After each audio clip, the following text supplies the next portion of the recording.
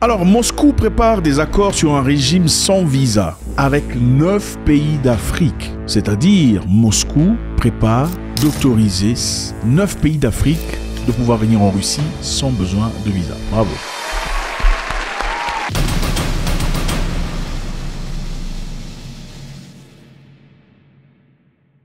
Félicitations, je pense que c'est très important et c'est très nécessaire. Salut à tous, j'espère que vous allez bien. C'est toujours avec beaucoup de plaisir que je vous reçois. Nous avons une nouvelle chaîne au nom de Mwenkasens TV. Je vous l'encourage vivement. Allez jeter un coup d'œil. Regardez sur la barre de description. Le lien devrait s'y être trouvé. Si vous ne trouvez pas de lien, je vous en prie de taper Mwenkasens TV et allez jeter un coup d'œil. S'il vous plaît, laissez un commentaire dans une de vidéos. Comme ça permettra à ce que la chaîne soit boostée. D'accord? Ça ne vous coûte rien. Ça nous fait du bien. Merci. Alors, ça se passe à Moscou. Les Russes veulent ouvrir leurs portes aux Africains. Donc, autoriser aux Africains de pouvoir venir sans avoir besoin de visa. On commence petit à petit, mollo. On va d'abord ouvrir à 9 pays et ensuite progresser avec ça. Contrairement à ce qui se passe en Europe, où on ne vous veut pas, c'est évident. Vous faites beaucoup de demandes par an, où vous placez de l'argent, évidemment. Pour faire une demande, il faut payer. On prend votre argent, mais on vous refuse les visas. Et des fois, même sachant qu'on vous refusera le visa, on prend quand même votre argent. C'est un grand business. On vous retire votre argent déjà, c'est incroyable. Alors Moscou, pour ceux qui adorent vivre ailleurs, est une opportunité extraordinaire pour beaucoup de personnes pour y aller. Moi j'ai déjà été à Moscou à quelques reprises, très belle expérience, mais il fait très froid, ça rigole pas. Pour la toute première fois de ma vie, j'ai marché sur la glace. C'était à Moscou.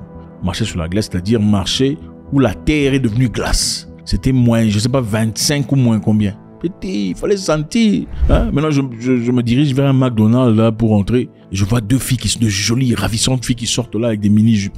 Mais elles s'en fichent. Elles ne regardaient même pas la glace. Hé, mignonne à vous, Juliana. Dans le froid, en mini-jupe. J'étais choqué. Mais voilà, quand on est né dans des conditions pareilles, on a grandi dans la glace, on a grandi dans le froid, on ne le sent pas. C'est un peu comme nous. On a grandi dans des conditions où certaines de nos nourritures puent. C'est d'une odeur pestilentielle incroyable. Évidemment, on ne le remarque pas parce qu'on mange chaque jour. N'est-ce pas? Ne soyez pas vexés. Je sais que si c'était un blanc qui le disait, vous direz « oh, racisme ». Parce que généralement, vous partez chez les gens pour manger cette même nourriture. Quand ils disent que ça pue, vous dites que c'est du racisme. Bref, rentrons dans notre sujet. Le calendrier de finalisation de ces accords reste évidemment pas très clair jusque-là. Les négociations sont en cours entre la Russie et certains pays africains. Auparavant, le ministère russe des Affaires étrangères avait annoncé que la Russie était en pourparlers pour simplifier le régime de visa. C'est-à-dire simplifier les visas, pas trop de tralala.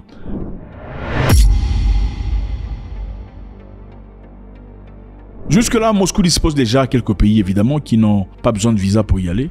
Par exemple, il y a d'exemptions de visa pour l'Angola, par exemple, le Mozambique, le Malawi, le Sao Tomé et Principe, la Tunisie et le Maroc. Ils peuvent facilement prendre l'avion et aller siroter du vodka à Moscou sans difficulté et puis faire, comment vous appelez ça, le jeu là où vous entrez dans l'eau comme ça. Les Russes sont des gens différents. Vous savez, s'il y avait une autre guerre mondiale, c'est-à-dire une troisième guerre mondiale, où on n'impliquait pas les armes, c'est-à-dire pas d'armes à feu, pas de couteau, tout ça. S'il y avait une troisième guerre mondiale seulement avec les coups, ou les genoux, les coups de pied, vous savez qui gagnerait ça?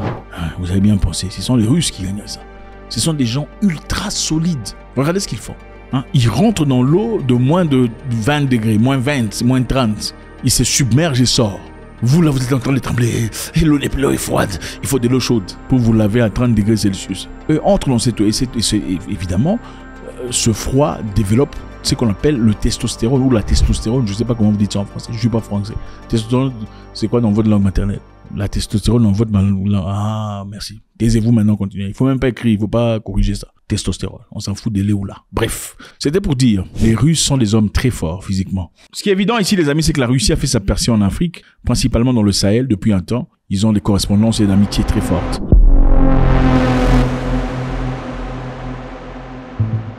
Il existe jusque-là plus de 34 000 étudiants africains qui vivent en Russie et qui étudient dans les établissements d'enseignement supérieur russes. 34 000. Et ils vivent paisiblement, sans difficulté, tout le bazar. Ils parlent généralement russe de manière fluente, j'en ai vu.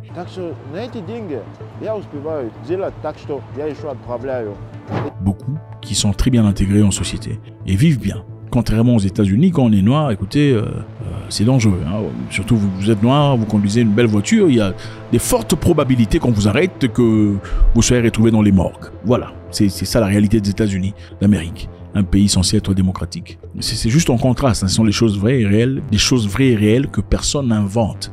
En Russie, c'est vrai, il y a du racisme ici et là, mais c'est dans de petites poches. Ce n'est pas généralisé comme en Caroline du Nord, Caroline du Sud, par exemple aux États-Unis, c'est clair. Mississippi, ça rigole pas. Ça ne rigole pas.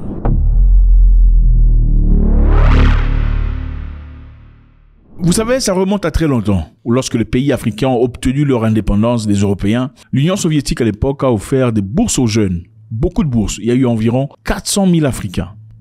400 000 Africains sont partis étudier à l'Union soviétique à l'époque, entre les années 50 et les années 90. 400 000, ça c'est beaucoup de personnes. Et évidemment, 400 000 personnes, ça ne vit pas seul, 400 000 personnes.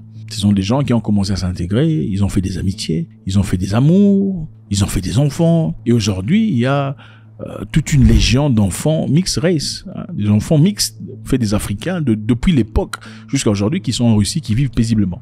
Les enfants métis d'origine africaine étaient appelés les enfants du festival. Voilà comment on les appelle. En raison de leur apparence et du moment de leur naissance. Ce sont des gens qui sont complètement intégrés en société. Ils sont russes et tout le bazar. C'est une partie de l'histoire que beaucoup ne connaissent pas. Vous savez, à l'époque, pendant le colonialisme, quand les Européens sont partis à Berlin pour discuter et se partager l'Afrique, la Russie aurait pu faire partie de cette histoire. Mais ils ne sont pas venus. Pendant que les Français ont pris la Côte d'Ivoire, le Bénin, le Togo, le Congo, le Sénégal, la Guinée, l'Algérie, où on a massacré des gens. Ce sont des histoires qu'on ne raconte plus. On a massacré des gens en Algérie. Les Anglais ont pris le Kenya, où on a massacré des gens. L'Afrique du Sud, l'Ouganda et le reste. Les Russes, ils n'étaient pas là. Ils étaient chez eux là-bas en train de siroter du vodka. Ouais.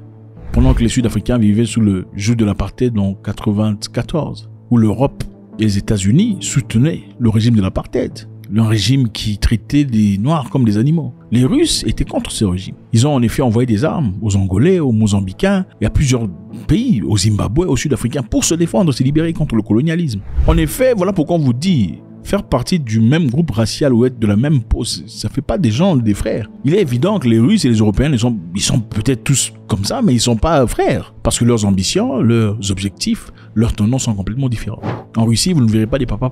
Bon, c'est vrai, vous pouvez en voir ici et là, mais ce n'est pas officiel comme aux États-Unis. Ils n'en veulent pas. Ils veulent garder la structure pyramidale de papa, maman et les enfants. Former la famille. Et ces gens-là n'aiment pas ce fait-là, puisqu'ils peuvent pas pousser et imposer leur mentalité ailleurs. Voilà, on déclare la guerre. C'est comme ça qu'on fait. Si vous ne réfléchissez pas comme nous, vous êtes notre ennemi, on va vous bombarder, vous apporter la démocratie, des bombes. Donc les Russes se sont abstenus de ce massacre effectué sur les Noirs pendant très longtemps. Voilà pourquoi, pour ceux qui croient au karma, pendant que tout le monde votait aux Nations Unies contre la Russie, en faveur de l'Ukraine, beaucoup d'Africains se sont absentés. Beaucoup sont sortis, beaucoup n'ont pas placé leur vote parce qu'ils savent que théoriquement et historiquement, les Russes n'ont pas assujetti les Africains. Ils ne sont pas leurs ennemis, même si personne n'ose le dire. La Russie en Afrique est en train d'investir et beaucoup n'en parlent pas. Mais en réalité, jusqu'à présent, la Russie est présente dans l'énergie nucléaire, par exemple.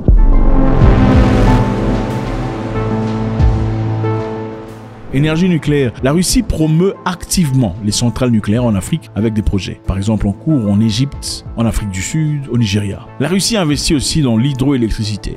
On a investi profondément dans le projet hydroélectrique dans plusieurs pays africains, dans l'Éthiopie, la Mozambique, et ça continue de se faire.